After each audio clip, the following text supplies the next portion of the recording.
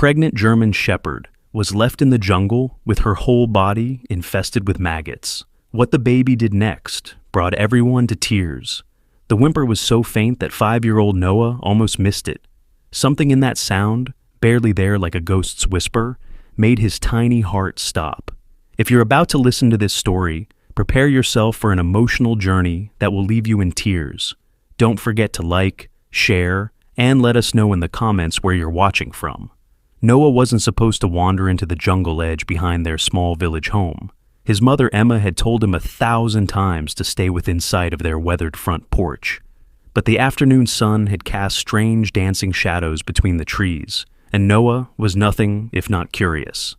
Just 5 minutes, he had promised himself, his small rubber boots squishing in the soft mud as he ventured a few steps past the invisible boundary his mother had established. The air felt different here, heavier, filled with the scent of wet earth and something else he couldn't name. Birds called to each other overhead, creating a natural melody that made Noah feel like he was entering another world entirely. His kindergarten friends would be so jealous if they knew he was on an adventure all by himself. That's when he heard it again. A sound so soft and painful, it seemed to hang in the humid air like something broken. Noah froze, his heart suddenly pounding in his chest. It wasn't a bird. It wasn't the wind. It sounded like crying. "Hello?" Noah called out, his voice small against the vastness of the jungle. "Is someone there?" Only the rustling leaves answered him at first. Then the whimper came again, slightly louder this time, as if responding to his voice. Noah took another cautious step forward, then another. Something was pulling him forward, an instinct he was too young to name, but too kind-hearted to ignore. The undergrowth grew thicker as he pushed forward, tiny branches scratching at his arms and face. His mother would be upset about the mud on his new blue shorts, but something told Noah this was important, more important than staying clean or following rules. "I'm coming," he whispered, though he wasn't sure who he was talking to. "Don't worry." The sun filtered through the canopy in broken shafts of light, illuminating patches of the jungle floor like nature's spotlight. Noah followed the sound, moving deeper than he'd ever gone before. His heart raced with a mixture of fear and excitement. This was real adventure, just like in the stories his mother read to him before bed. Emma would be finishing her shift at the village clinic soon. As the only nurse for miles around, she worked long hours, leaving Noah with their elderly neighbor, Mrs. Parker. But today, Mrs. Parker had fallen asleep in her rocking chair, and Noah had seized his chance to explore. The whimpering grew louder, and Noah quickened his pace. He pushed aside a curtain of vines and stepped into a small clearing. Sunlight poured down through a break in the trees, illuminating what lay at the center. Noah's breath caught in his throat. There, collapsed on its side in the mud, was a dog, the biggest dog Noah had ever seen. Its fur might once have been the rich brown and black of a German shepherd, but now it was matted, filthy, and covered in something that made Noah's stomach turn.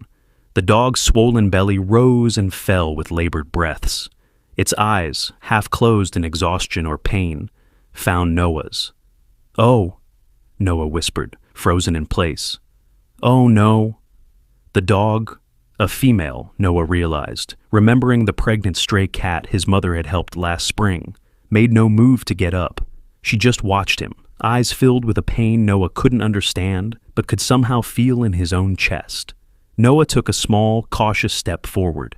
His mother had taught him to be careful around strange dogs, but something told him this one wouldn't hurt him, couldn't hurt him, even if she wanted to. "It's okay," he said softly, the way his mother spoke to scared children at the clinic. "I won't hurt you." As he drew closer, the full horror of the dog's condition became clear. What Noah had first thought was mud covering parts of the dog's body was actually moving. Tiny white squirming things covered open wounds on the dog's back, neck, and legs. Noah had seen maggots before in the garbage bin behind their house during summer, and the sight had made him run away screaming. But now, faced with this suffering creature, Noah didn't run. Something stronger than fear kept him rooted to the spot. The dog needed help. She needed him. "You're going to be okay," Noah promised, though he had no idea if that was true. He knelt in the mud beside the dog, close enough to touch but still keeping a small distance. "My mom fixes hurt animals. She can fix you too." The dog's tail thumped once, weakly against the ground. It was the smallest gesture, but to Noah, it felt like everything. She understood him. She was thanking him. With trembling fingers, Noah reached out his small hand. The dog watched him, unmoving except for the shallow rise and fall of her breathing. When his fingers were just inches from her nose, Noah hesitated. What if she bit him?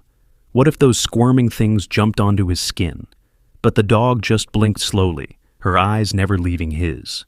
Noah found his courage and gently, so gently, touched her head between her ears, one of the few spots free from the terrible infestation. Her fur was hot under his touch, much hotter than it should be. Noah had felt fever before when he'd been sick with the flu. This dog was burning up.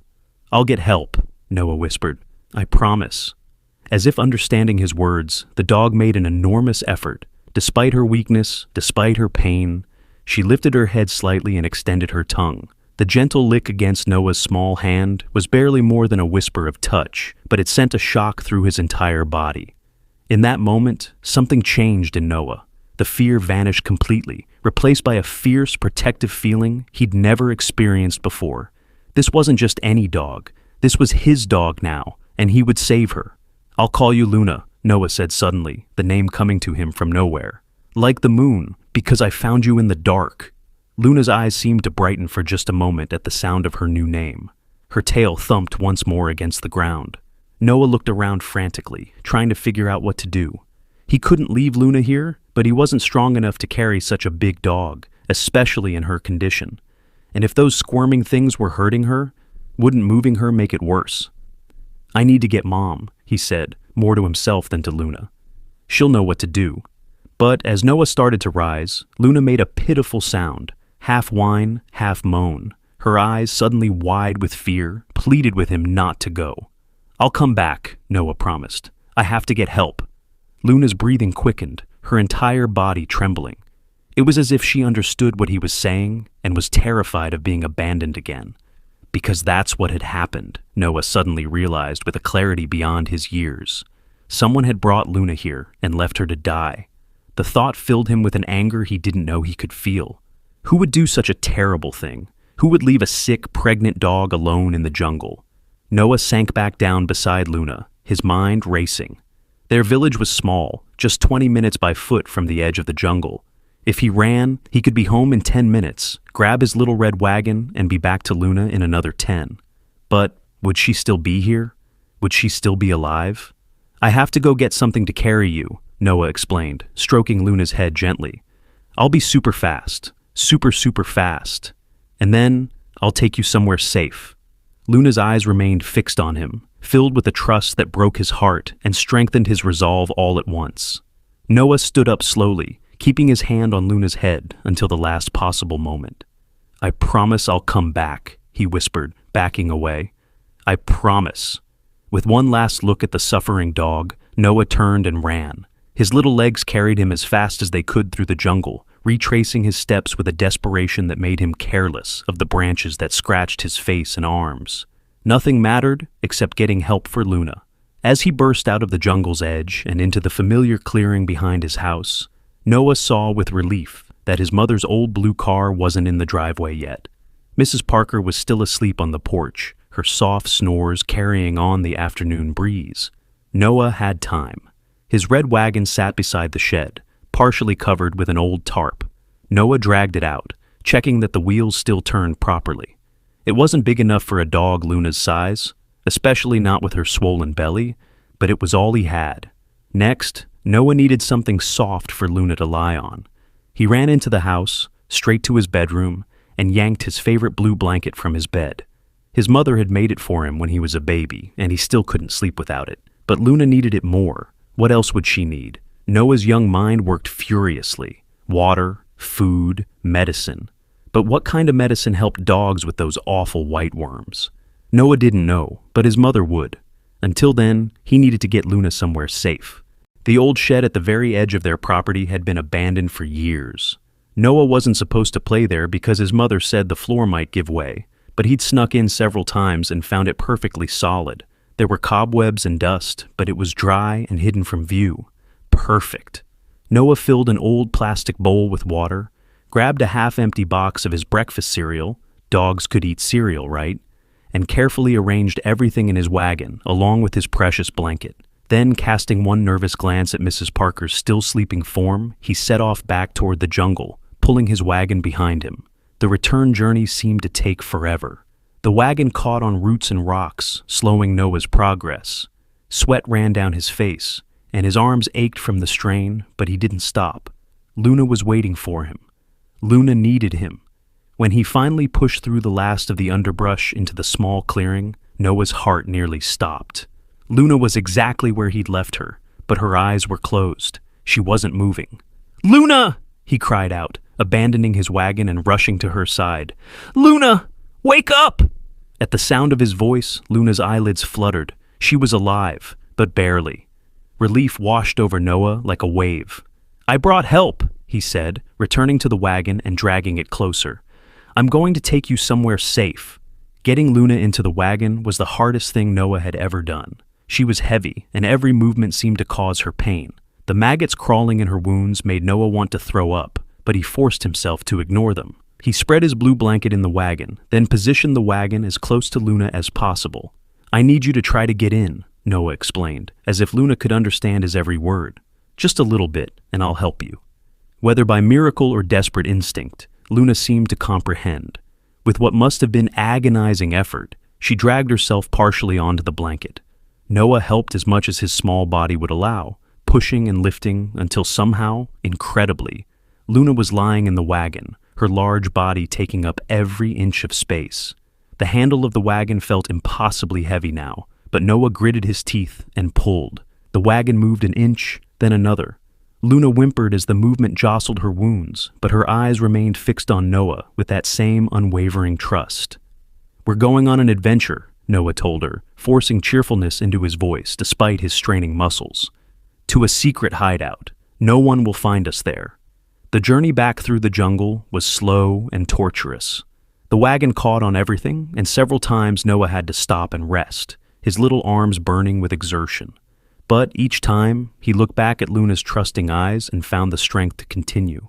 By the time they reached the edge of the jungle, the sun was beginning to set. Long shadows stretched across the grass, and Noah could see lights coming on in the village houses. His mother would be home soon, wondering where he was. Almost there, Noah promised Luna, who had remained remarkably silent throughout the journey, as if understanding the need for secrecy. The old shed loomed ahead, its weathered wood blending into the gathering darkness. Noah pulled the wagon around to the back, where a small door hung partially off its hinges. With one final burst of strength, he maneuvered the wagon through the opening and into the musty interior. Inside, the shed was exactly as Noah remembered it, dusty, filled with cobwebs and abandoned garden tools, but dry and, most importantly, hidden. A small window high on one wall let in the last rays of the setting sun, illuminating the space with a soft golden glow. Noah carefully arranged his blanket more comfortably around Luna, then offered her the bowl of water. She lapped at it weakly, her parched tongue barely able to draw the liquid into her mouth. Noah helped by cupping water in his small hand and bringing it directly to her lips. The cereal lay forgotten, as Noah realized it was probably not what Luna needed. Tomorrow, he would try to find real dog food. For now, water was most important. "This is our secret place," Noah told Luna softly, sitting cross-legged beside the wagon. "No one will find us here, and I'll bring my mom tomorrow. She'll know how to make you better." Luna's eyes, though glazed with pain and fever, remained fixed on Noah's face. Her tail thumped once against the blanket, the smallest gesture of gratitude and trust. As the last light faded from the sky, Noah knew he had to go back to the house before his mother discovered him missing. But leaving Luna alone in the darkening shed felt impossibly hard. "I'll be back first thing in the morning," he promised, his voice catching. "I'll bring food and medicine. You just need to stay alive until then. Please, Luna, please stay alive." As if making a promise of her own, Luna lifted her head slightly and once again extended her tongue to lick Noah's hand. The gesture, so gentle and trusting from a creature in such pain, brought tears to Noah's eyes. "Good girl," he whispered, wiping his eyes with his dirty sleeve. "You're the bravest dog in the whole world." With a final stroke of Luna's head, Noah reluctantly left the shed, carefully closing the door behind him. The walk back to his house felt longer than it ever had before, his heart heavy with the weight of Luna's suffering and the secret he now carried. As Noah approached his home, he saw his mother's car in the driveway and Mrs. Parker standing anxiously on the porch. They had noticed his absence. There would be questions, punishments perhaps. But none of that mattered now. All that mattered was that tomorrow, somehow, he would save Luna. The dog that had looked at him with such trust deserved nothing less. And Noah, though only 5 years old, made a silent vow under the emerging stars. Luna would not die alone in that shed. Whatever it took, he would save her. The image of those trusting eyes stayed with him as he walked up the path to face his worried mother, cementing his resolve. Sometimes even the smallest heart can find the greatest courage when faced with another's suffering. And Noah's heart, though housed in the body of a child, had never felt bigger or more determined than it did at that moment. Have you ever seen a child risk everything to save an animal? What would you have done in Noah's place? Emma's face was a storm of emotions as Noah stepped onto the porch. Relief crashed into anger, then melted into concern as she took in the scratches on his arms, the mud caking his clothes, and the tear stains on his cheeks. "Noah James Wilson, where on earth have you been?" she demanded, kneeling down to grab his shoulders. Her hands trembled slightly. She'd been truly afraid. "I've been looking everywhere for you." Mrs. Parker stood behind Emma, wringing her gnarled hands. "I'm so sorry, Emma. I only closed my eyes for a minute, and when I woke up, he was gone." Noah looked down at his muddy boots, unable to meet his mother's eyes. He wanted desperately to tell her about Luna, to beg her to come help the suffering dog right now, but something held him back. A strange, inexplicable fear that if adults got involved, Luna would somehow be taken away from him. "I was just exploring," he mumbled. "I didn't go far." Emma sighed, the anger draining from her face. She was too tired for this tonight. Her shift at the clinic had been brutal. 3 cases of dengue fever, a broken arm, and endless paperwork. Single motherhood in a remote village wasn't easy on the best of days. "You know the rules, Noah. No wandering off, especially not into the jungle." She brushed a leaf from his hair. "You could have been hurt. There are snakes, wild animals." "I know," Noah interrupted, guilt squeezing his heart. "I'm sorry, Mom." Emma studied her son's face. There was something different about him, something she couldn't quite place. A new seriousness in his eyes that hadn't been there this morning. "Go get cleaned up for dinner," she said finally. "And don't ever scare me like that again." Noah nodded, relief washing over him. No punishment, at least not tonight. And no questions about where exactly he'd been or what he'd been doing. He could keep Luna a secret a little longer. As he headed for the bathroom, Emma called after him. "And Noah? Where's your blue blanket? You never go anywhere without it."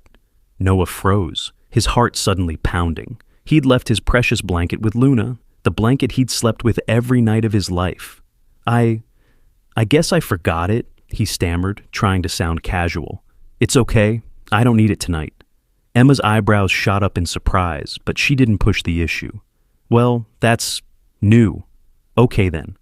That night, Noah lay awake in his bed, staring at the ceiling. The house creaked and settled around him.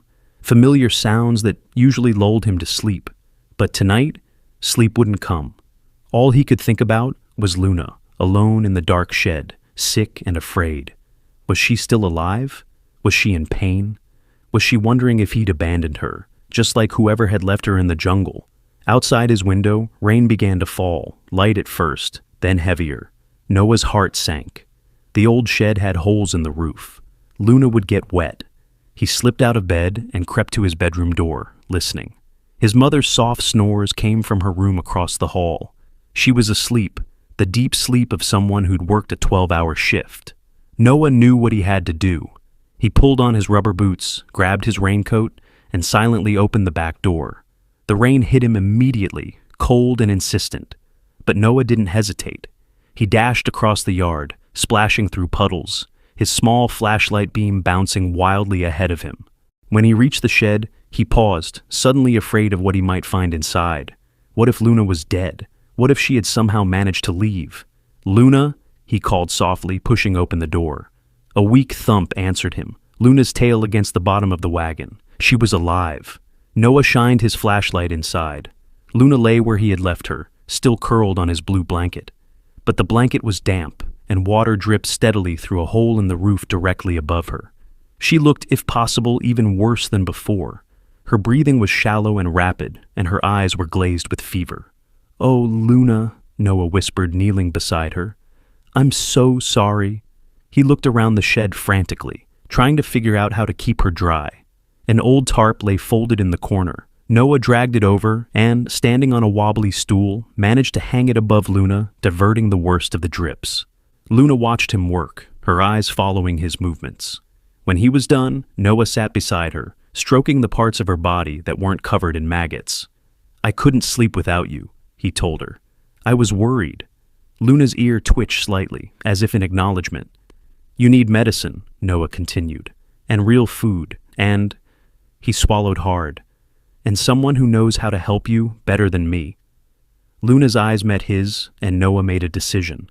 Tomorrow, he would tell his mother. She was a nurse. She would know what to do. And if she got mad at him for going into the jungle, for bringing home a sick dog, well, that didn't matter. Luna mattered. "I'll be back in the morning," Noah promised. "With help." He left the shed reluctantly, casting one last look at Luna before closing the door. The rain was falling harder now, drumming on his raincoat as he ran back to the house. Noah was so focused on not slipping in the mud that he didn't notice the figure watching from the edge of the yard until a voice called out, "Hey, kid!" Noah froze, his heart leaping into his throat. A slender silhouette stood partially hidden behind a tree, illuminated briefly by a flash of lightning. A girl, maybe a teenager, her face obscured by a hood. "What are you doing out here?" she asked, stepping forward slightly. Noah considered running, but curiosity won out over fear. "Who are you?" "I'm Lily," the girl said. "I just moved here with my dad. We're staying in the cabin down the road." She gestured vaguely toward the forest's edge. "I saw you running with that flashlight. Kinda late for a little kid to be outside, isn't it?" Noah bristled at being called little, but more pressing concerns overrode his pride. "I'm checking on something," he said vaguely. Lily tilted her head. "In that old shed? What's in there?" Noah hesitated. Something in Lily's voice, genuine curiosity, not adult suspicion, made him want to trust her. But Luna was his secret, his responsibility.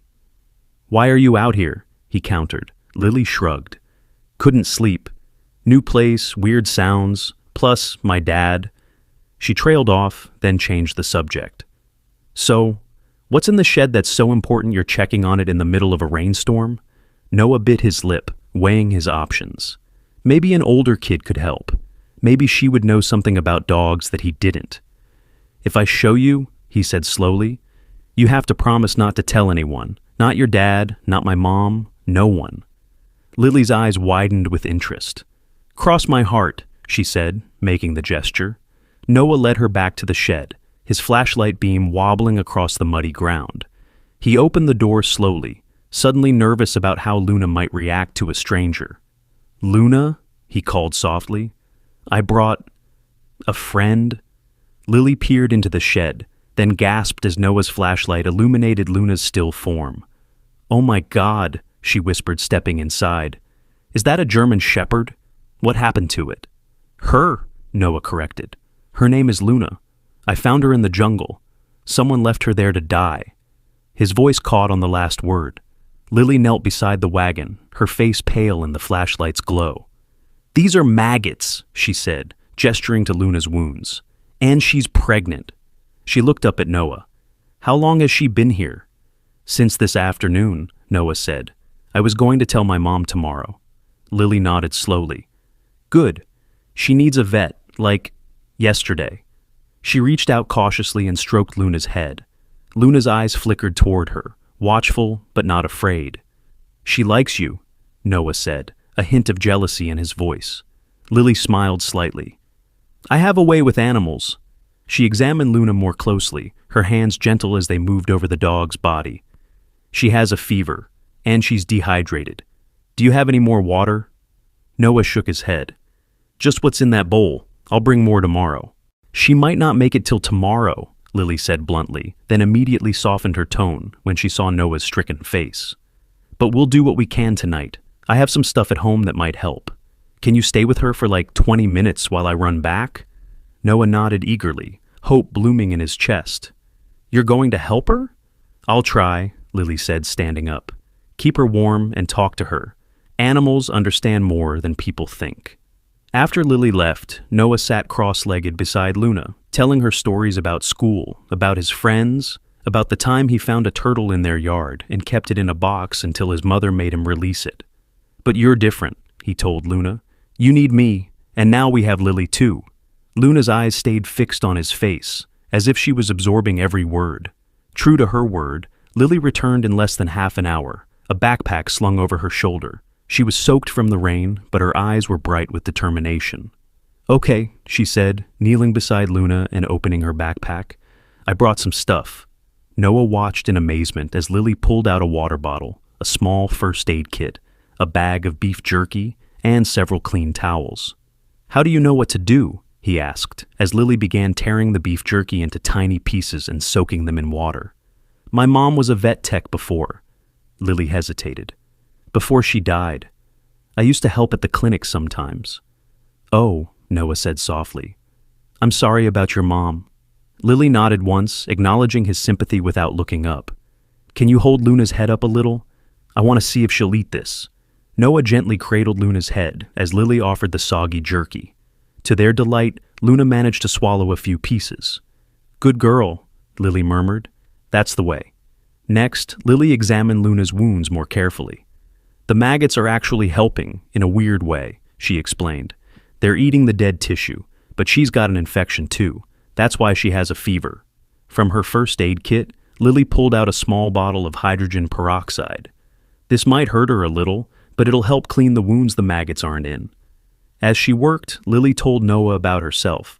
She was 14, and she and her father had moved to the village just 3 days ago. Her father worked for some kind of research company and traveled a lot. "He's not around much," she said, her tone casual but her eyes focused intently on Luna's wounds. "But it's fine. I'm used to taking care of myself." Noah thought this sounded both sad and exciting. He couldn't imagine being left alone all the time. His mother was strict about rules, but she was always there when he needed her. "Why did you move here?" he asked. "There's nothing in this village." Lily smiled mysteriously. "That's kind of the point. Dad's work is private. He doesn't like cities, too many people asking questions." Before Noah could ask what that meant, Luna made a strange sound, half whine, half moan. Her body tensed and her breathing quickened.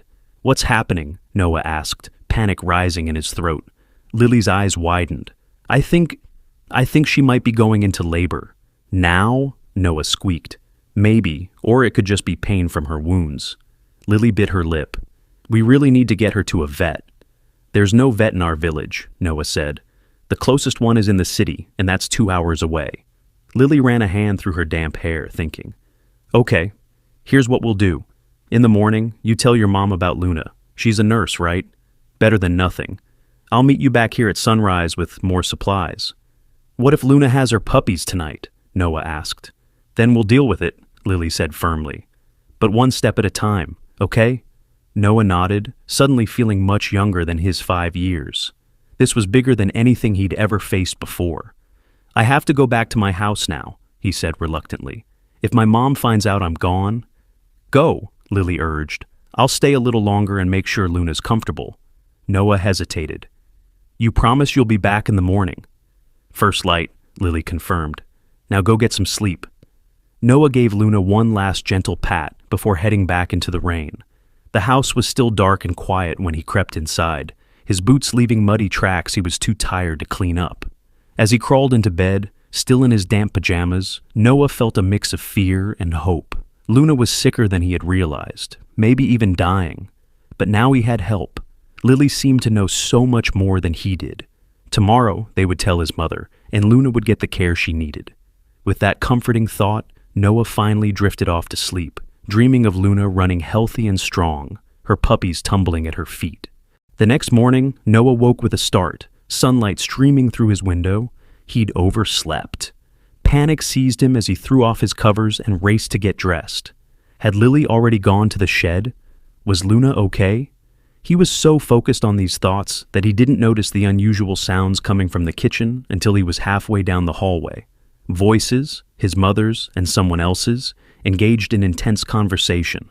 Noah stopped, his heart pounding. Had his mother discovered Luna? Was she talking to Lily? Cautiously, he peered around the corner into the kitchen.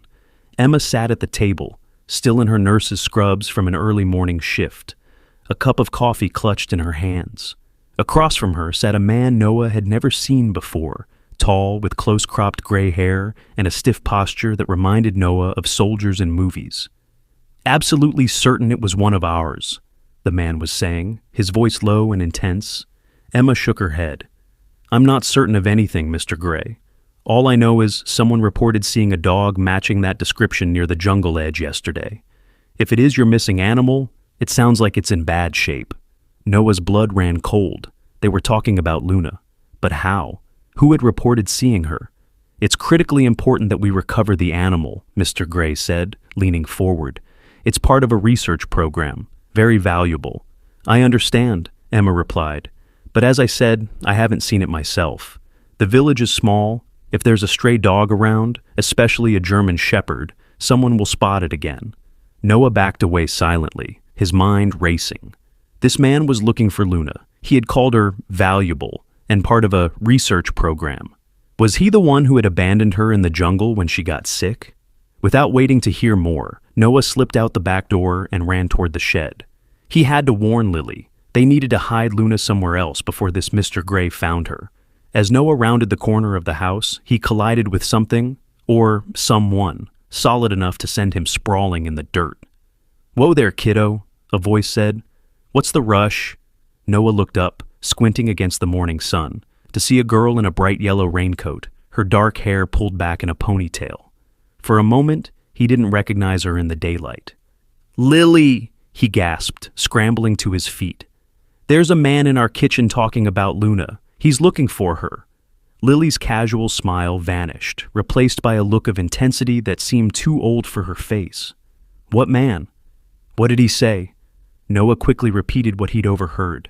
Lily's expression grew darker with each word. "We need to move her," she said decisively. "Now." Together, they hurried to the shed. Luna was awake, her eyes brighter than the day before, though she still looked terribly ill.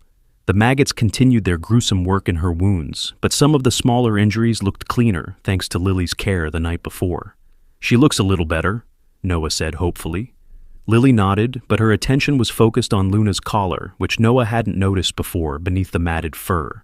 She brushed aside the filthy hair to reveal a worn leather band with a small metal tag. "I knew it," she murmured, examining the tag.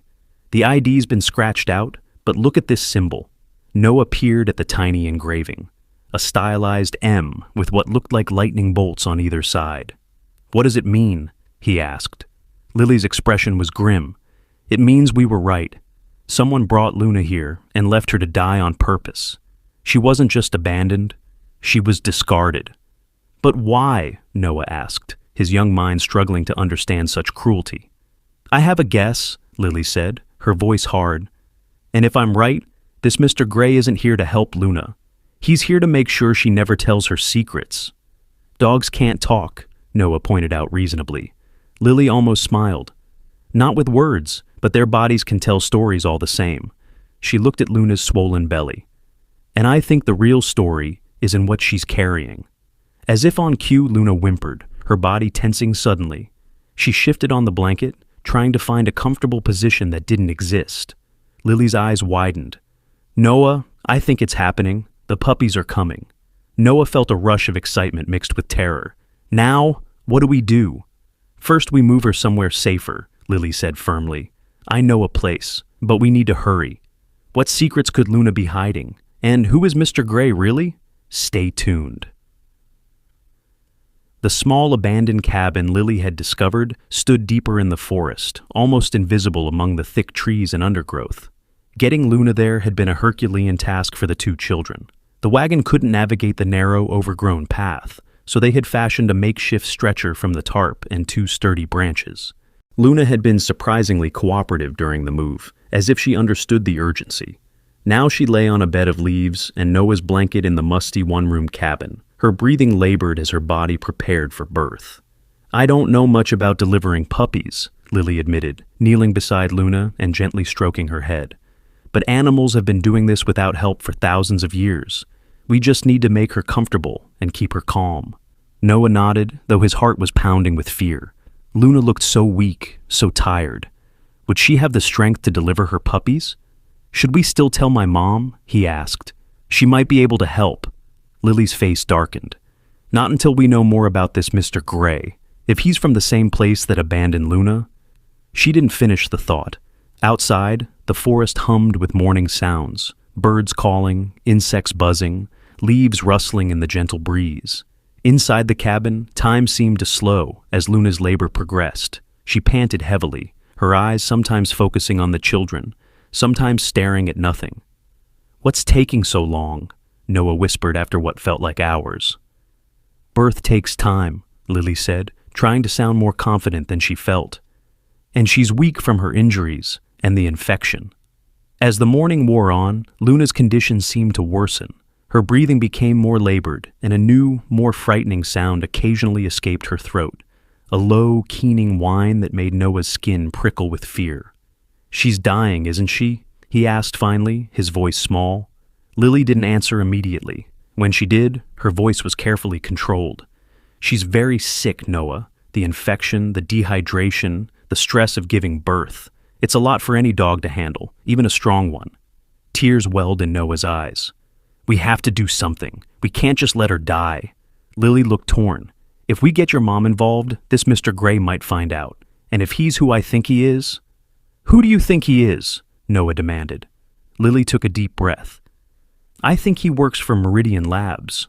My dad used to do security work for them before he changed jobs. They do animal testing. Really secret stuff." Noah's young face contorted with anger. "They hurt animals?" "They say it's for science," Lily said bitterly. "For medicine and stuff. But my dad said some of the things they did." She shook her head. "Anyway, that symbol on Luna's collar looks like their logo." Noah looked down at Luna, who stared back at him with pain-filled eyes. A fresh wave of protectiveness washed over him. "I won't let him take her," he said fiercely. "Or her puppies." As if triggered by his words, Luna's body convulsed.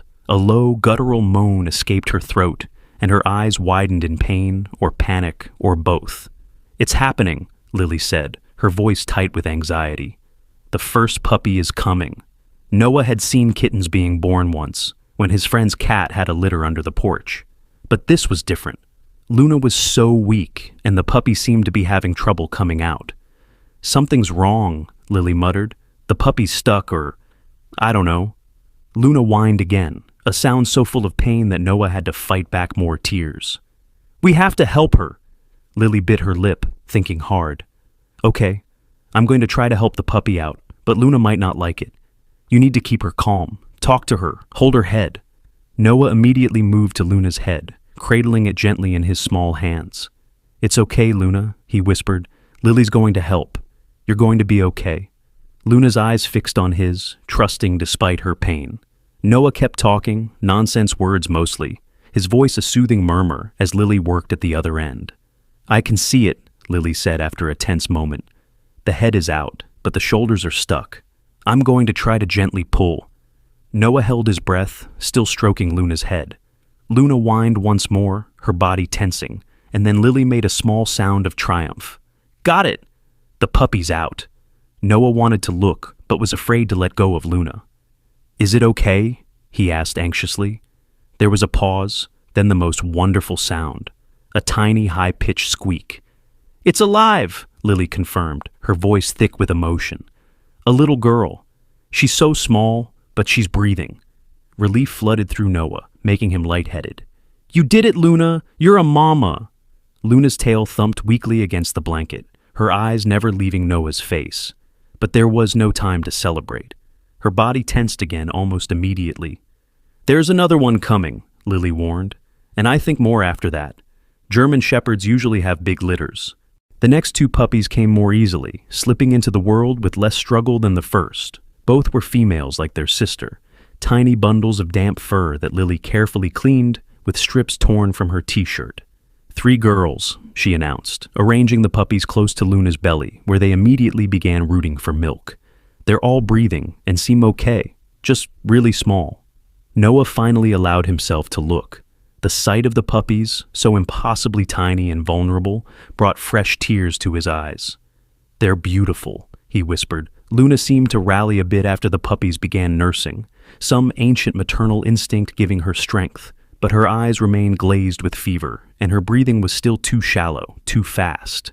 "I think there's at least one more," Lily said, watching Luna's belly. "Maybe two." Noah returned to his position at Luna's head, resuming his steady stream of encouragement. "You're the bravest dog in the world, Luna. Just a little more." The fourth puppy, another female, arrived with relative ease, but as Lily cleaned it and placed it with its sisters, Luna's body convulsed again, more violently this time. "Something's definitely wrong," Lily said, her voice tight with worry. "I think the last puppy is stuck." Luna whined, a desperate sound that tore at Noah's heart. Her body trembled with exhaustion and pain. "What do we do?" Noah asked, panic rising in his throat. Lily's face was pale, her hands shaking slightly. "I don't know, Noah. This is beyond what I know how to handle." For a moment, both children sat in helpless silence, watching Luna struggle. Then Noah made a decision. "I'm getting my mom," he said firmly. "Luna will die if we don't." Lily looked torn. "But, Mr. Gray—" "I don't care about him," Noah said with the simple clarity of a child. "Luna needs help now. Mom will know what to do, and she won't let anyone hurt Luna or the puppies. She saves lives. That's her job." Lily hesitated, then nodded. "You're right. Go. I'll stay with Luna." Noah jumped to his feet, then hesitated, looking down at Luna. "I'll be back," he promised her. "With help." Luna's eyes, clouded with pain, but still somehow trusting, met his. Her tail thumped once against the blanket. Permission to go, reassurance that she would wait for his return.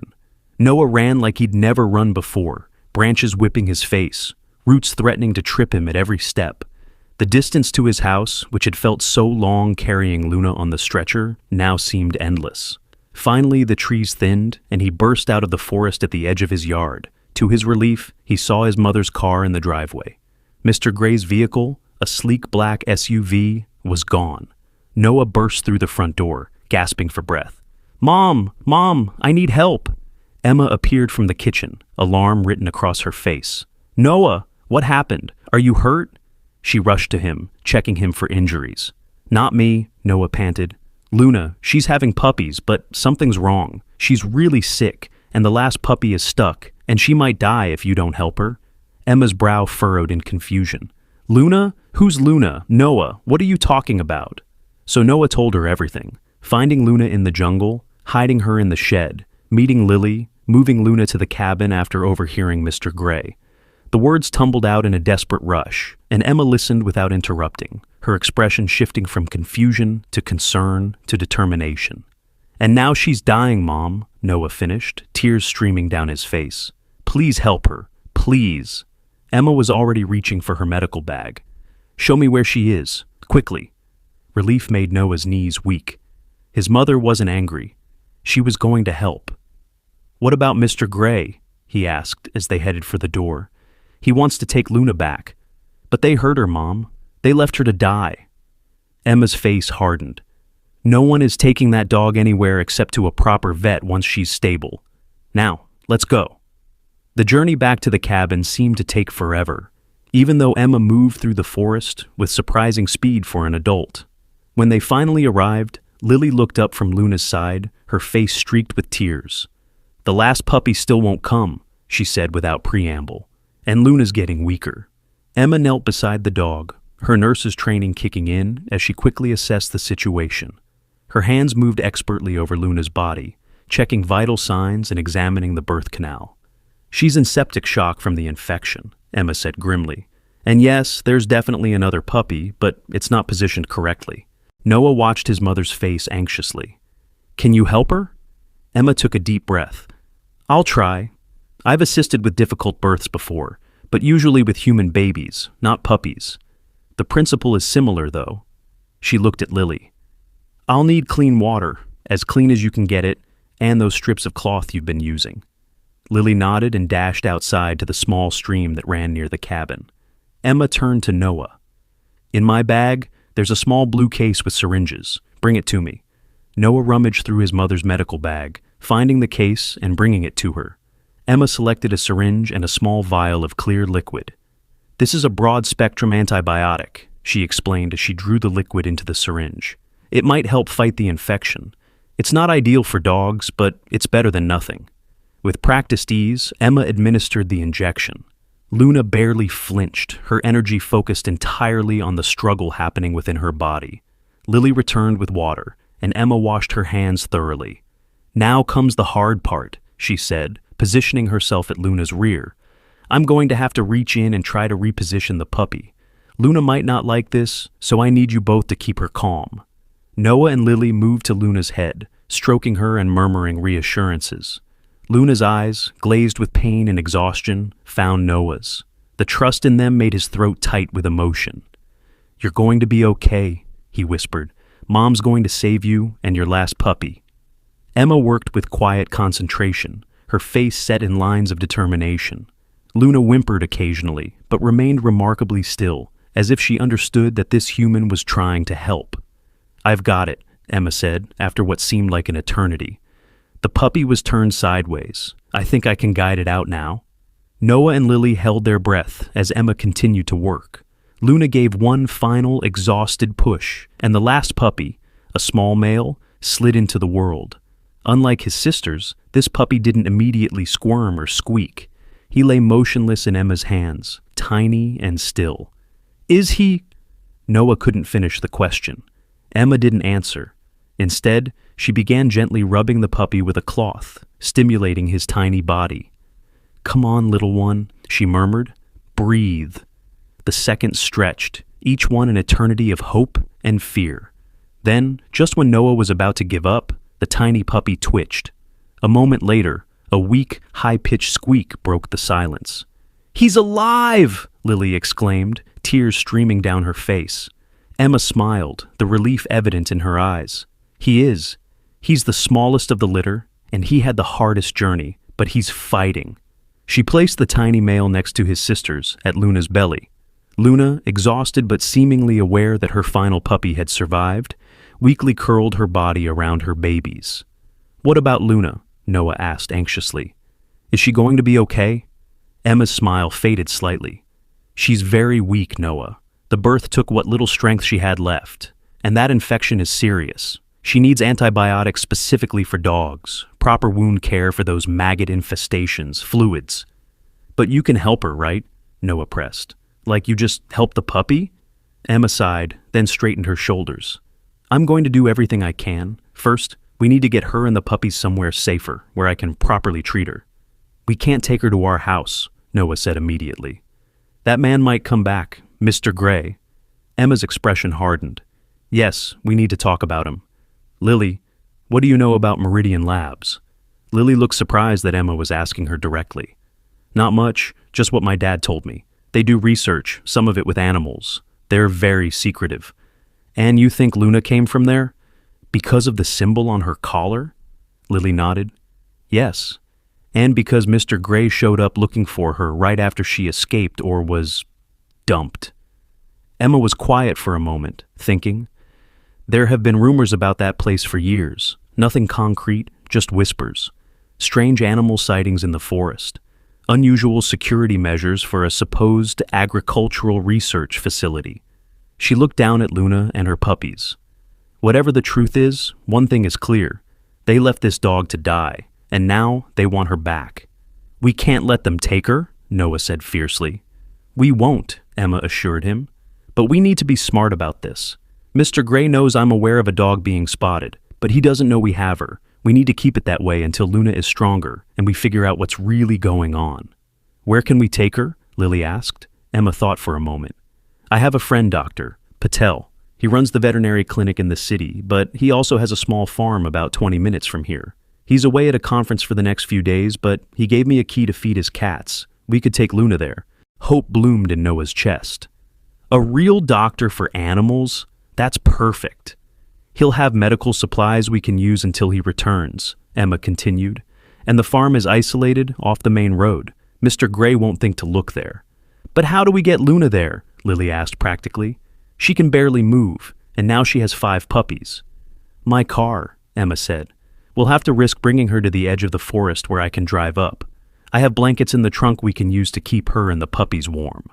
The journey back through the forest was slow and careful. Luna was too weak to walk, so they used the makeshift stretcher again. The puppies, tiny and blind, were nestled against their mother's belly, occasionally squeaking in protest at the movement. By the time they reached the forest edge where Emma had parked her car, dusk was falling. They quickly transferred Luna and her puppies to the back seat, nestled on a bed of blankets.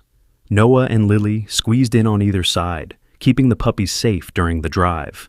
Dr. Patel's farm was exactly as Emma had described, small, isolated, and perfect for hiding.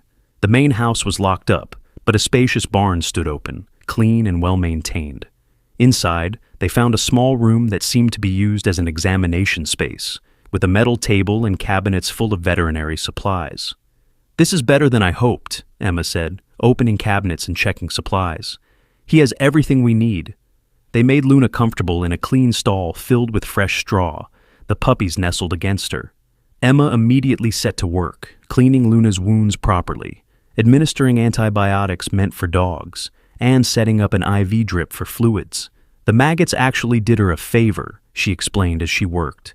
"They've been eating the dead tissue, keeping the wounds cleaner than they would have been otherwise. But we still need to treat the infection that spread to her bloodstream." Noah and Lily watched in amazement as Emma worked with calm efficiency. Under her care, Luna seemed to relax slightly, her breathing becoming less labored. "She knows she's safe," Lily observed softly. Noah nodded, a lump in his throat. After everything Luna had been through, being experimented on, abandoned, fighting to survive and give birth, she was finally getting the help she deserved. "Will she be okay now?" he asked his mother when she finally stepped back from the stall. Emma wiped her brow, looking tired but satisfied. "It's too soon to say for certain. The next 24 hours will be critical, but she's young and strong despite everything, and she has a powerful reason to live." She nodded toward the puppies, now nursing contentedly. Noah felt a surge of pride. He had found Luna. He had saved her. And now, with his mother's help and Lily's, Luna might actually survive. As if reading his thoughts, Emma knelt in front of him. "What you did was incredibly brave, Noah. Foolish and dangerous, yes. You could have been hurt alone in that jungle, but also brave and kind. I'm proud of you." Noah's chest swelled with emotion. "I couldn't leave her there, Mom. She needed me." "And she's lucky you found her," Emma agreed. "But next time you find an animal in trouble, come to me first, okay? No more secrets." Noah nodded solemnly, though a small part of him wondered if he really would have done anything differently. Sometimes, he was learning, you had to act first and explain later. Emma checked her watch.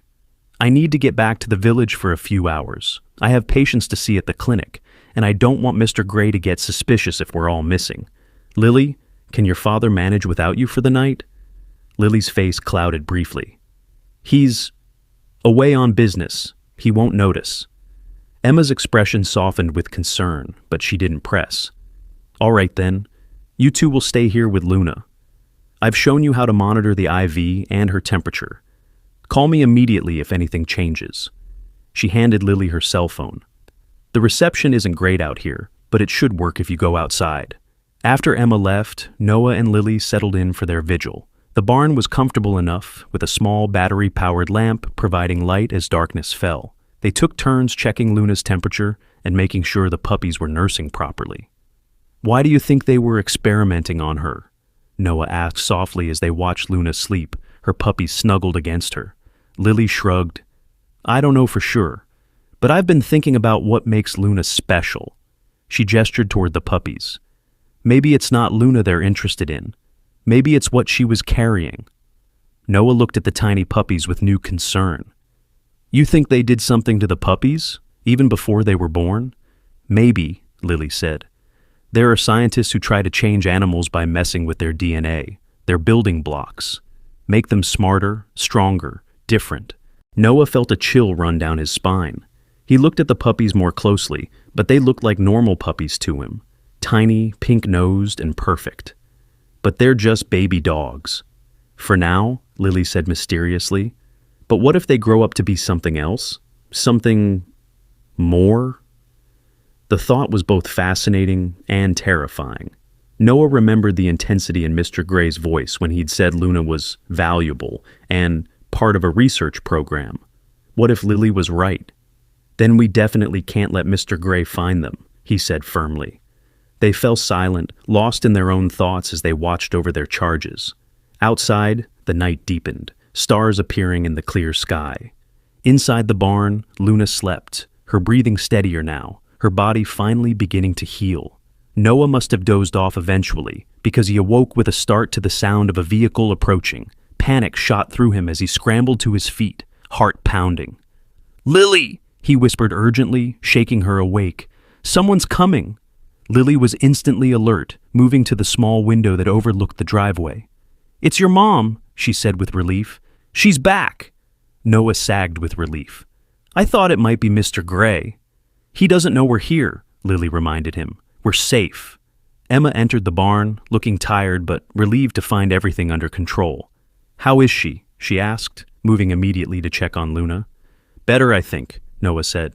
"She drank some water, and the puppies have been nursing a lot." Emma examined Luna carefully, nodding with satisfaction. "Her temperature is down a bit. That's a good sign. The antibiotics are working." She set down the bag she was carrying, pulling out sandwiches, fruit, and juice boxes. "I brought dinner, and a change of clothes for you, Noah." As they ate, Emma filled them in on what had happened in the village. Mr. Gray came back to the clinic, asking more questions about the dog sighting. He seemed intense, more than you'd expect for someone just looking for a missing research animal. "Did he say anything about Luna?" Noah asked around a mouthful of sandwich. Emma shook her head. "Not specifically, but he mentioned that his team would be arriving tomorrow to do a thorough search of the jungle and surrounding areas." Lily and Noah exchanged alarmed glances. "A team? Like more people looking for Luna?" "Yes," Emma said grimly, "which means we need to be even more careful. No one can know where we are or what we're doing." "What if they search everywhere?" Noah asked anxiously. "What if they find Dr. Patel's farm?" "It's not on any maps," Emma reassured him. "It's technically part of his family's land, not under his name. It would be very difficult for them to connect it to me or to the village."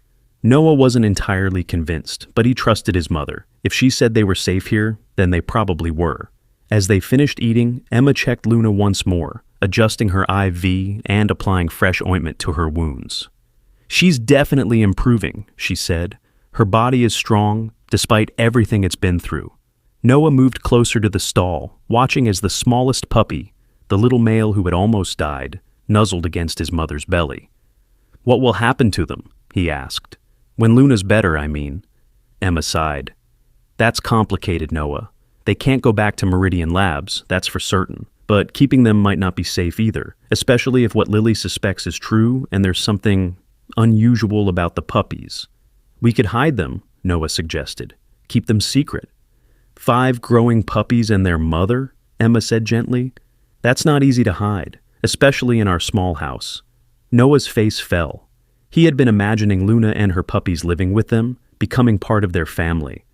"So, we have to give them away?" "We'll figure something out," Emma promised. "But first, let's focus on getting Luna healthy again, one step at a time." The night passed quietly. They took turns sleeping, always keeping someone awake to watch over Luna and the puppies. By morning, Luna seemed noticeably stronger. She was more alert, watching them with clear eyes as they moved around the barn, and she had even managed to stand briefly to drink water. "She's fighting," Lily said admiringly. "She wants to live." Emma nodded. "I think she'll make it now. The critical period has passed." She checked her watch. "I need to get back to the village. I have the morning shift at the clinic, and I don't want to raise suspicions by missing it." "Can I stay here?" Noah asked. "Please? I want to help take care of Luna." Emma hesitated. "It might be safer if you come back with me, Noah. If Mr. Gray or his team see you around the village, acting normally, they'll be less likely to suspect anything." Noah wanted to protest, but he could see the logic in his mother's argument. Still, the thought of leaving Luna, even for a few hours, made his heart ache. "I'll stay with her," Lily offered. "My dad won't be back until tomorrow, and no one in the village really knows me yet. I won't be missed." Emma considered this, then nodded. "All right, but be extremely careful, Lily. Don't go outside unless absolutely necessary, and keep your phone with you at all times." As Noah reluctantly prepared to leave with his mother, he went to say goodbye to Luna. The German shepherd looked up at him, her eyes now clear and alert. When Noah knelt beside the stall, she stretched her neck to lick his hand, the same gentle gesture she had offered when he first found her in the jungle. "I'll be back soon," Noah promised, his voice thick with emotion. "You just keep getting better, okay?" Luna's tail thumped against the straw, as if she was saying she understood. Her puppies, growing stronger by the hour, squeaked and squirmed against her belly. As Noah followed his mother to the car, a strange feeling settled over him, a mixture of pride, worry, and something else he couldn't quite name, something that felt bigger than his 5-year-old self could fully grasp. He had stumbled upon Luna by chance, but now he was part of something important, something secret and potentially dangerous.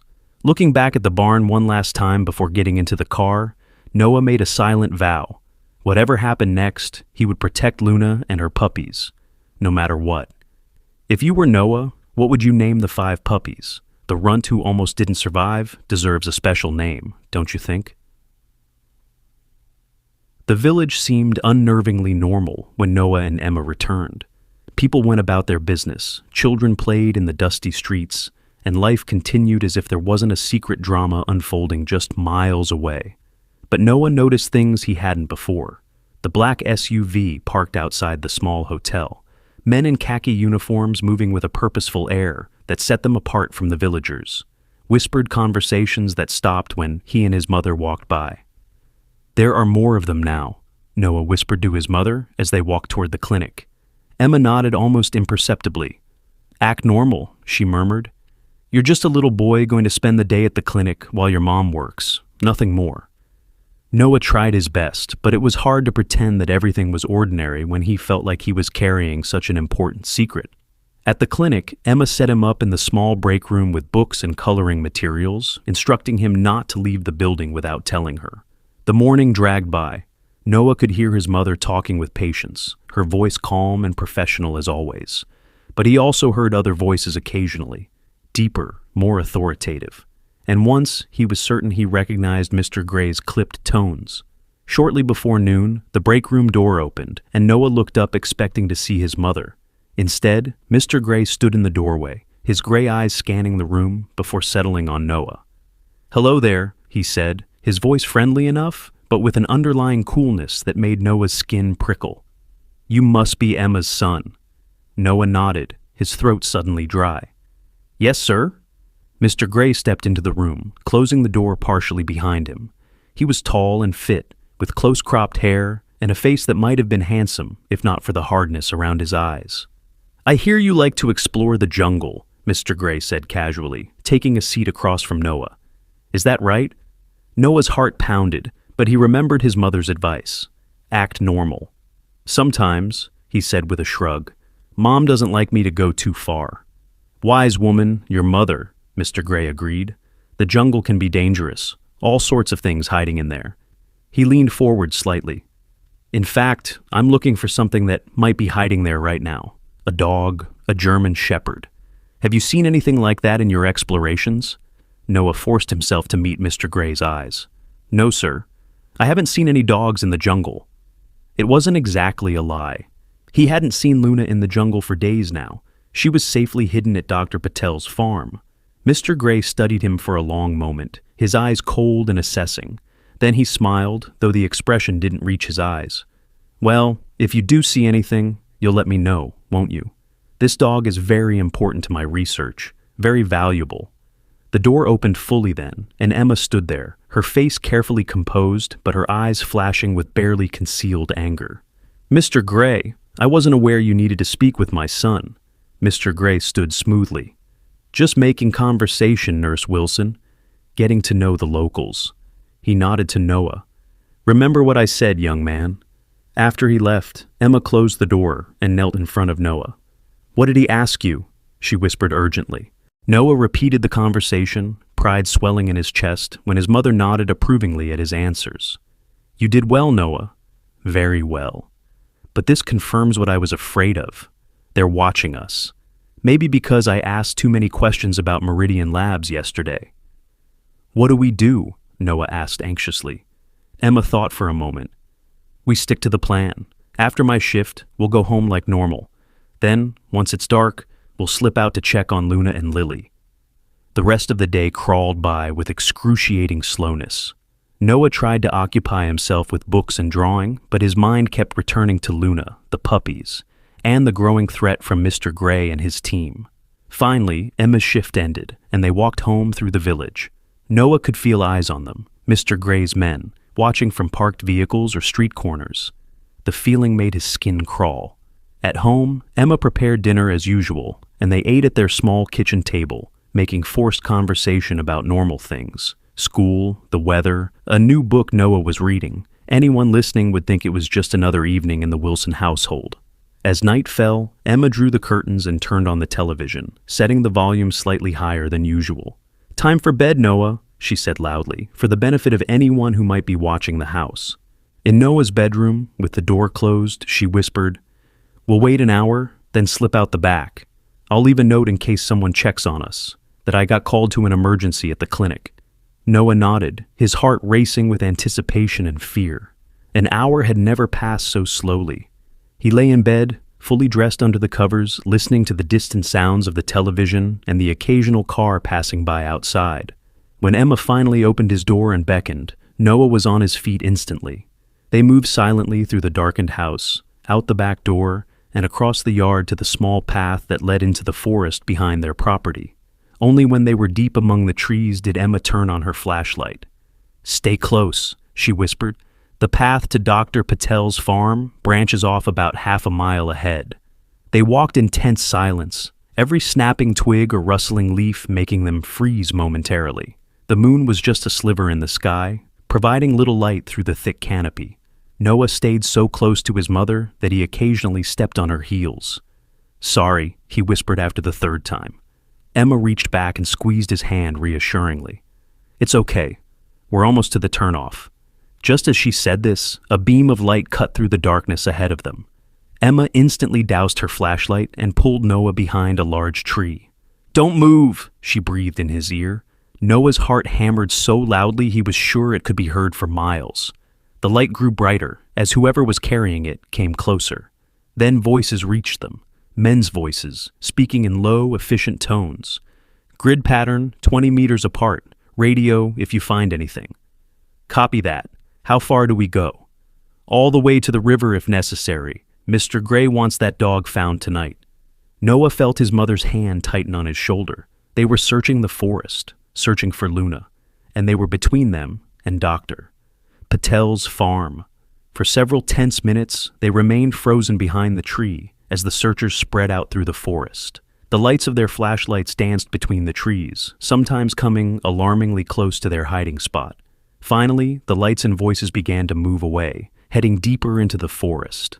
Emma waited until they could no longer see or hear the search party, then tugged Noah's hand.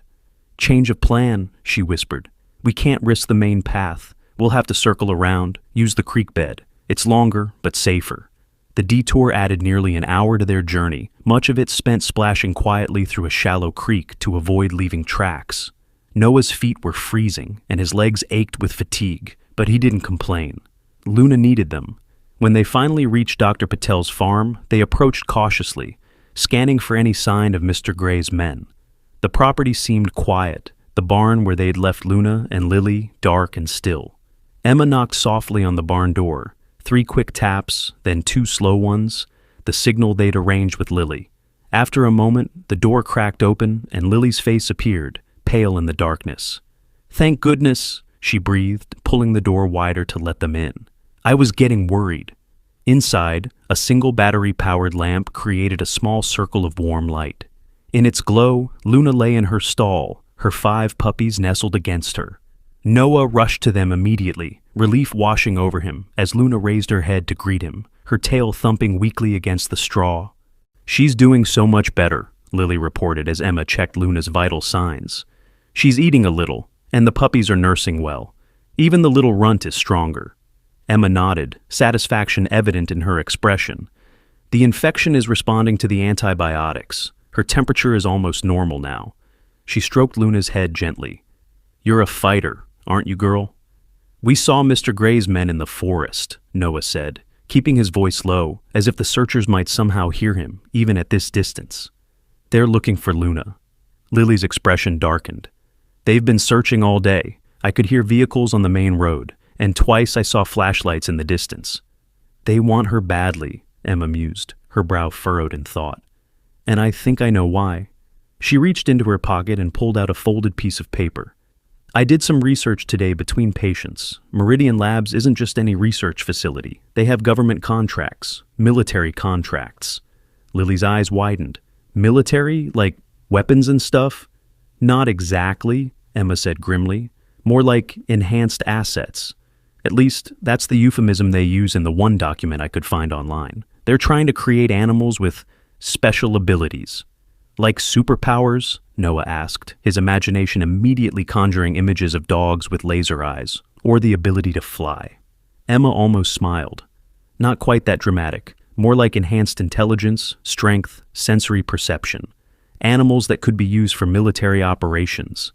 "And Luna is one of those animals?" Lily asked, looking at the German Shepherd with new understanding. "I think so," Emma nodded. "But I think there's more to it. I think Luna might have been pregnant when they were experimenting on her. And when she escaped or was abandoned, she took something very valuable with her." She nodded toward the puppies. "The next generation, possibly more enhanced than their mother." Noah looked down at the puppies with a mixture of awe and concern. They looked like ordinary puppies to him. Tiny, vulnerable, perfect. But what if there was something different about them? Something that made Mr. Gray and his team so desperate to find them?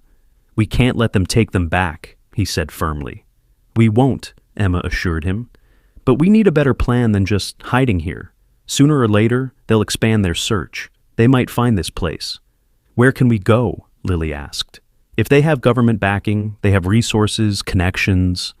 Emma was quiet for a moment, thinking. "I have a cousin in Costa Rica. He runs an animal sanctuary way up in the mountains. It's remote, protected by conservation laws. And he's not exactly a fan of corporate or government interference." "Costa Rica?" Noah repeated, his geography knowledge limited, but enough to know that was far away. "How would we get Luna and the puppies there?" "I'd have to make some calls, pull some strings," Emma admitted, "but it might be our best option for keeping them safe long term." The conversation was interrupted by a sound outside, a vehicle approaching on the gravel driveway. "Quick, turn off the lamp," Emma hissed. In the sudden darkness, they huddled together, listening as car doors slammed and footsteps crunched on gravel. Noah's heart pounded so hard he could feel it in his throat. Had Mr. Gray found them? "Stay here," Emma whispered. "Don't make a sound." She crept to the barn door and peered through a crack. After a tense moment, her shoulders sagged in relief. "It's Dr. Patel," she said, her voice still low. "He's back early." She opened the door slightly and slipped out. Noah and Lily exchanged glances in the darkness, both still too anxious to speak. Through the thin walls of the barn, they could hear muffled voices as Emma explained the situation to Dr. Patel. Several minutes later, the barn door opened again and Emma entered, followed by a tall man with kind eyes and a salt and pepper beard. "So, this is our patient, Doctor," Patel said, moving immediately to Luna's stall. His voice was gentle but professional as he examined her. "And her puppies. My goodness, you've all been through quite an ordeal." Noah watched anxiously as the veterinarian checked Luna thoroughly, his hands expert and gentle. "You've done an excellent job, Emma," Dr. Patel said finally. "The infection is under control, and the puppies are thriving. But," he hesitated, looking troubled. "What is it?" Emma asked. Dr. Patel reached into the stall and gently lifted one of the puppies, the runt, the little male who had almost died during birth. He examined the puppy carefully, then did the same with each of the others. "There's something unusual about their physical development," he said slowly. "It's subtle, but I can see it in their bone structure, the development of their eyes." He looked up at Emma. "These aren't ordinary puppies." A chill ran down Noah's spine. So it was true. Luna's puppies were enhanced somehow. Dr. Patel confirmed what they had suspected. "And you say Meridian Labs is searching for them?" Dr. Patel asked, his expression grim. Emma nodded. "They have teams combing the forest as we speak. It's only a matter of time before they widen their search." Dr. Patel was quiet for a moment, then seemed to come to a decision. I have colleagues at the University Research Center in San Jose, people who would be interested in protecting these animals, studying them ethically. They have the resources to keep them hidden, safe. Costa Rica? Emma said, nodding.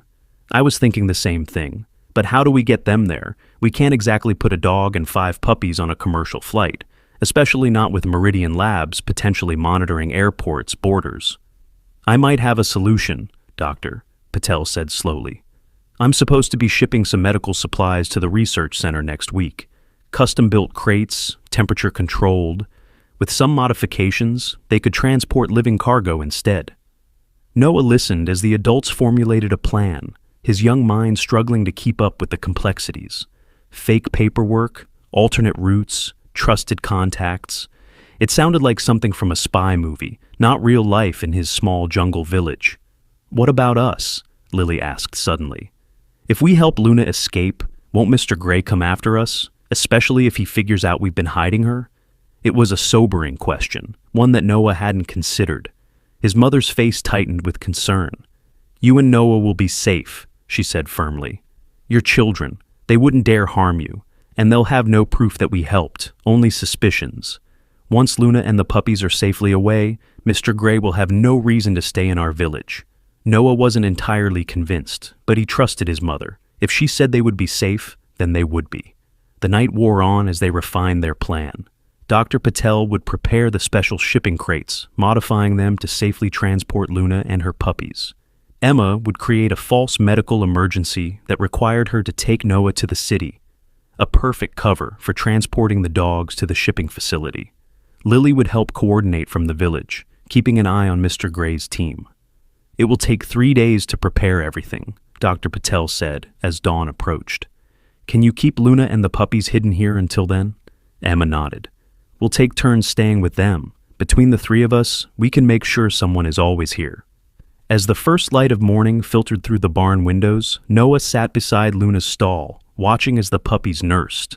The little runt, whom he had mentally named Hero for his fighting spirit, seemed stronger today, more vigorous as he competed with his sisters for milk. We're going to get you somewhere safe, Noah whispered to Luna, stroking her head gently. Somewhere Mr. Gray can never find you. Luna's eyes met his, and Noah was struck again by the intelligence in them. Did she understand what was happening? Did she know they were trying to save her from the people who had hurt her? As if in answer, Luna stretched her neck to lick Noah's hand, the gesture that had first connected them in the jungle, that had sealed their bond. In that moment, Noah knew with absolute certainty that no matter what it took, no matter what risks they faced, they would protect Luna and her puppies. They would give them the chance to live free from laboratories and experiments. Because sometimes the smallest hearts can hold the greatest courage, and sometimes it takes a child to remind the world what truly matters. Would you risk everything to save an innocent animal? Luna's story reminds us that true heroes come in all sizes, and sometimes the most powerful thing in the world is simply refusing to look away from suffering. If you were moved by this story, please like, share, and subscribe to hear more incredible tales of courage and compassion. Let us know in the comments what you thought was the most touching moment in Luna's journey from abandoned victim to cherished survivor. The final day arrived with a sky full of heavy clouds that matched the tension everyone felt. Luna was stronger now, able to stand and walk short distances. Her wounds were healing, the maggots gone, replaced by healthy pink tissue. The puppies were growing rapidly, their eyes still closed, but their little bodies already showing signs of the strong dogs they would become. Dr. Patel arrived at the barn before dawn, driving a nondescript van with specially modified crates secured in the back. Everything's ready, he told Emma.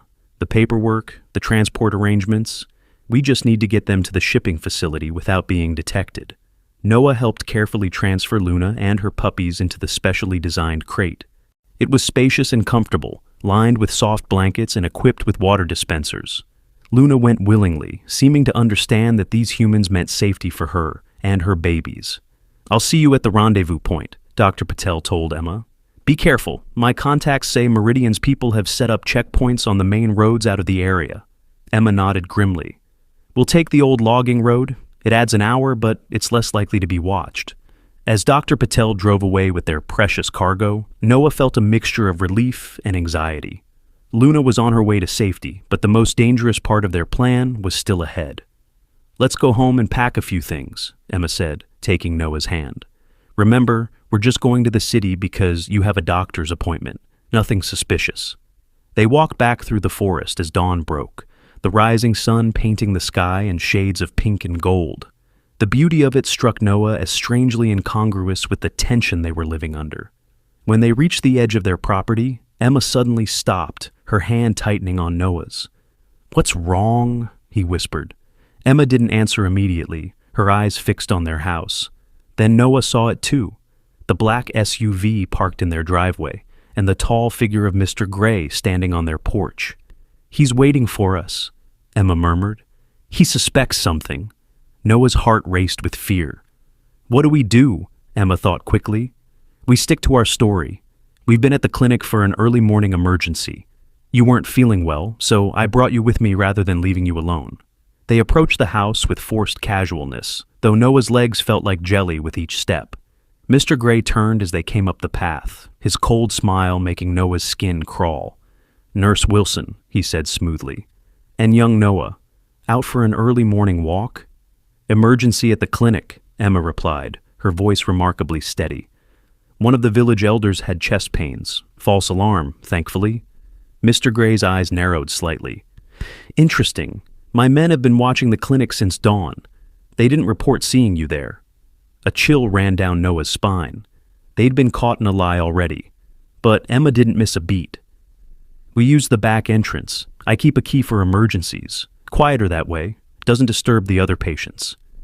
Mr. Gray's gaze shifted between them, cold and calculating. "I see. Well, I won't keep you any longer. I just wanted to inform you that we've expanded our search perimeter. My team will be conducting house-to-house searches today." The threat was barely veiled. Emma's face remained impassive, but Noah felt her hand tighten around his. "Of course," she said. "Whatever you need to find your missing research subject." Mr. Gray's smile didn't reach his eyes. "Thank you for your cooperation, Nurse Wilson. We'll be starting with properties closest to the jungle edge, including yours." After he left, Emma wasted no time. She rushed inside, quickly packing a small bag with essentials. "We need to leave now," she told Noah. "They're closing in." "What about Lily?" Noah asked anxiously. "Mr. Gray might go to her house next." "I'll call her on the way," Emma promised. "Tell her to meet us at the rendezvous point." They were in Emma's car and on the road within 10 minutes, taking a roundabout route to avoid the village center where Mr. Gray's men might be watching.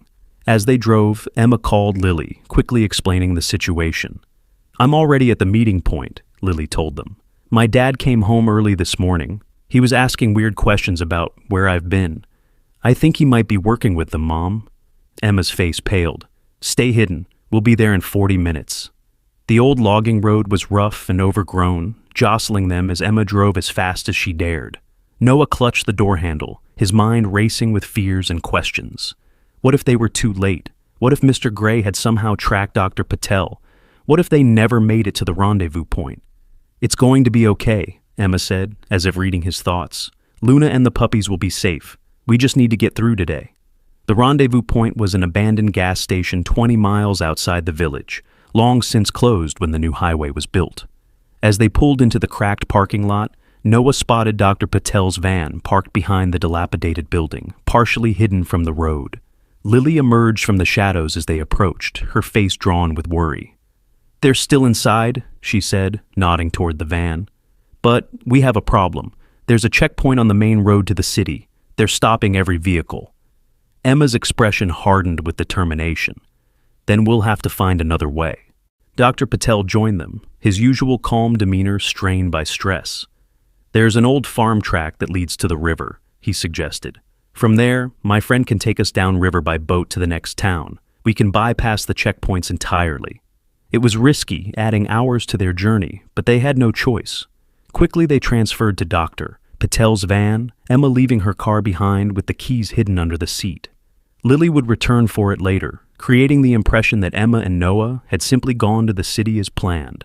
The farm track was barely more than a rutted path, winding through fields and scrubland toward the distant river. Dr. Patel drove carefully, mindful of the precious cargo in the back of the van. Noah checked on Luna and the puppies frequently, relieved to find them calm despite the bumpy journey. "We're almost there, Doctor," Patel announced after nearly an hour of slow progress. "I can see the river ahead." Just as relief began to wash over them, a sound cut through the air, the distinctive whoomp-whoomp of helicopter blades. "They're in the air," Emma said tightly, peering through the windshield at the sky. "They must have tracked us somehow." The helicopter appeared over the tree line, a sleek black shape against the blue sky. It hovered for a moment, then began to descend toward a clearing not far from their position. "Drive faster," Lily urged.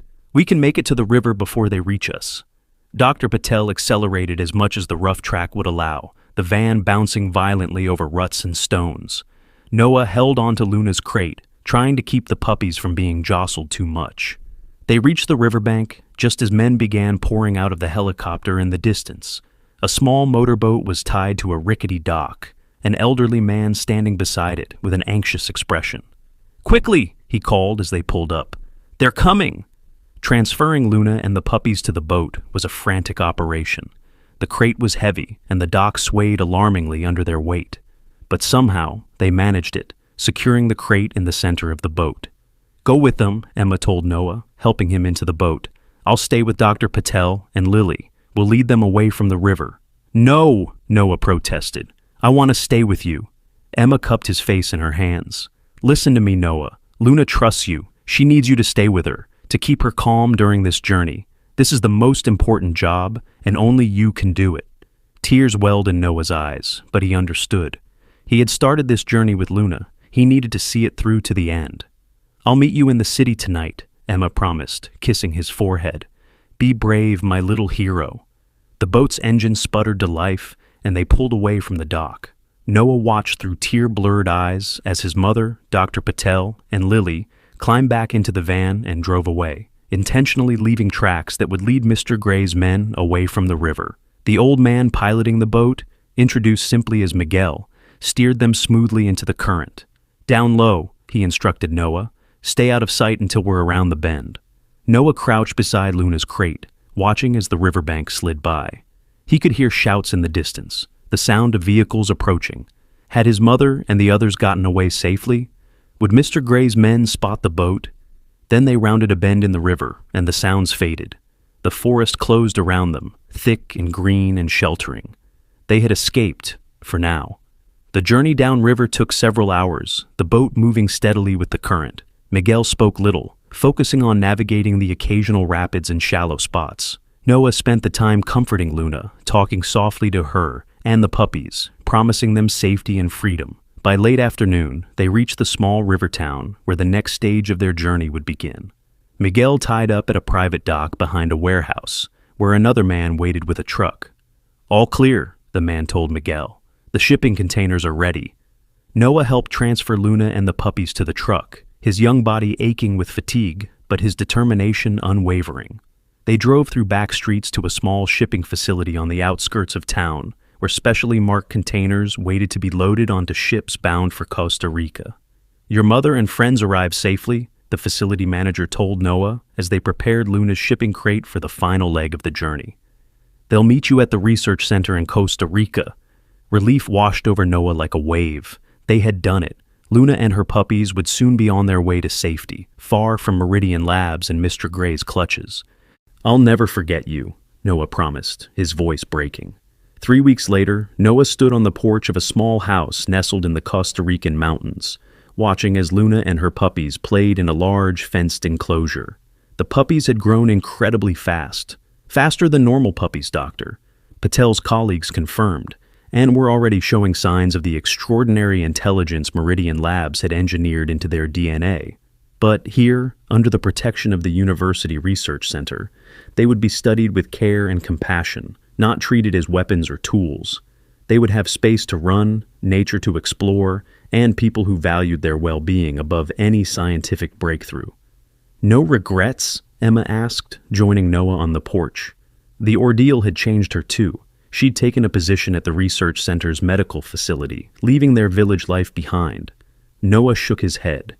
"No regrets." Lily, who had also come to Costa Rica after her father's connection to Meridian Labs was confirmed, called from the enclosure where she was playing with the puppies. Hero wants to show you his new trick, Noah. Hero, the runt who had almost died during birth, had indeed lived up to his name. Smaller than his sisters, but quicker, more agile, and seemingly the most intelligent of the litter, he had formed a special bond with Noah. As Noah joined them in the enclosure, Hero bounded over, his eyes, an unusual amber color that sometimes seemed to glow in certain light, bright with excitement. Luna watched from nearby, her body now fully healed, her coat glossy and healthy. Mr. Gray and Meridian Labs had eventually given up their search. With no proof that Emma or Dr. Patel had been involved in Luna's disappearance, they had no legal grounds to pursue them across international borders. Occasional reports suggested they were still developing their enhanced animal program, but Luna and her puppies were safe beyond their reach. As Hero demonstrated his trick, bringing specific objects on command, even when they were hidden or named in different languages, Noah reflected on how a simple act of compassion had changed so many lives, his own included. He had gone into the jungle as a curious 5-year-old and emerged as something more, someone who had stood against cruelty, who had risked everything to save a life others had discarded. Luna left the puppies to their play and came to sit beside Noah, leaning her warm body against his. Together, they watched the mountains as the sun began to set, painting the sky in brilliant colors. Sometimes the smallest hearts hold the greatest courage, and sometimes it takes just one act of kindness to change the world, or at least the world of one abandoned pregnant German shepherd and the 5 extraordinary puppies she fought so hard to protect. If you were moved by Noah and Luna's story, please like, share, and subscribe to hear more incredible tales of courage and compassion. Let us know in the comments what you thought was the most touching moment in Luna's journey from abandoned victim to cherished survivor.